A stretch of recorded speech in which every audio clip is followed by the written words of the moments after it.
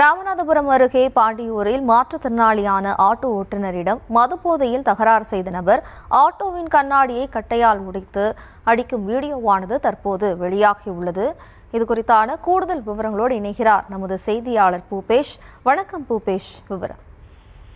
வணக்கம். ராமநாதபுரம் மாவட்டம் பாண்டியூர் பகுதியில் வழக்கமாக தன்னுடைய ஆட்டோவை நிறுத்திவிட்டு பயணிகளை ஏற்றுவதற்காக காத்திருந்த மாற்றுத்திறனாளி ஒருவர் அந்த பகுதியில் இருந்த மது போதையை வந்த நபர் திடீரென அவருடைய ஆட்டோவை அருகாமையில் இருந்த கம்பை எடுத்து மூர்க்கத்தனமாக தாக்கியதோடு அந்த ஆட்டோ ஓட்டுநரையும் சட்டையை பிடித்து இழுத்து கட்டையால் தாக்கிய சம்பவமானது அதிர்ச்சியை ஏற்படுத்தியுள்ளது.